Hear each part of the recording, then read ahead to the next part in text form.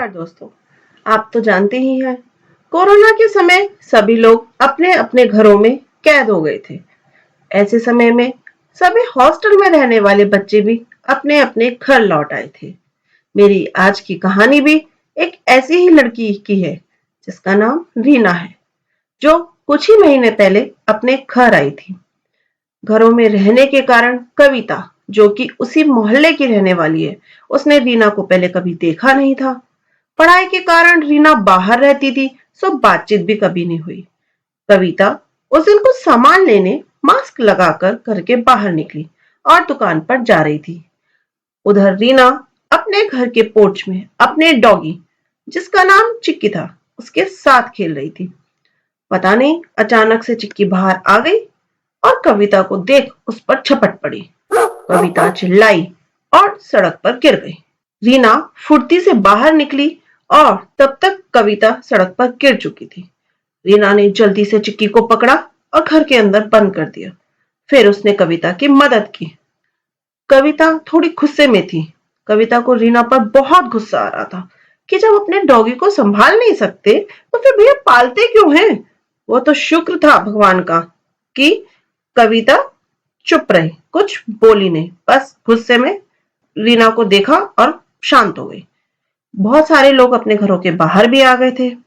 रीना, जो कि जान चुकी थी कविता को गुस्सा आ रहा है, पर उसने समझदारी से काम लिया, कविता की मदद की और उसे उसके घर लेकर आ गई। जैसे ही रीना और कविता घर में घुसे, कविता के बच्चे जल्दी से दौड़ कर आए। मम्मी क्या हुआ, क्या हुआ, कहते कहते कविता से चिपट गए। तभी रीना ने बड़े प्यार से बच्चों को बताया कि क्या हुआ था और फिर वह कविता के पास बैठ गई। वो कविता के पास तब तक रही जब तक कविता के पति शाम को घर नहीं आ गए। इस बीच रीना ने कविता के लिए दूध गर्म किया, उसकी चोट पर दवाई भी लगाई। कुछ देर बाद बात करते करते रीना यूं ही रोने लगी और कविता से बोली, आंटी मुझे माफ कर दीजिए, आई एम सो सॉरी, मेरी चिक्की की वजह से आपको चोट लग गई। उसके आंसू देखकर कविता का सारा गुस्सा छूमंतर हो गया। उसने प्यार से रीना को समझाया, चलो कोई बात नहीं रीना, जो हो गया सो हो गया, तुम चिंता मत करो, सब ठीक हो जाएगा। रीना अपने घर गई और थोड़ी देर बाद अपनी मम्मी के साथ वापस आई। पर रीना अपनी मम्मी के साथ वापस तो आई, लेकिन कविता और उसके परिवार के लिए खाना लेकर, और उसने सबको बड़े प्यार से खाना परोसकर खिलाया। इस तरह वह रीना कविता के घर उसका हालचाल पूछने आती रही और धीरे धीरे उनमें दोस्ती हो गई।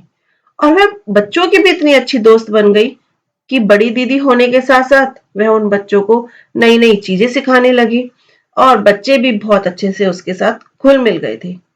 रीना के अच्छे व्यवहार और कविता के गुस्से पर नियंत्रण के कारण आज दोनों परिवार एक अच्छे दोस्त की तरह हो गए थे। साथ ही बच्चों को भी एक बड़ी दीदी का साथ मिल गया, जो कि उन्हें ढेर सारी बातें सिखाती थी। सब लोग मिलकर खूब मस्ती करते थे। एक दिन कविता की बेटी बोली, मम्मी एक बात बताऊं, अगर उस दिन चिक्की आप पर ना झपटती तो रीना दीदी से हमारी दोस्ती कैसे होती, है ना।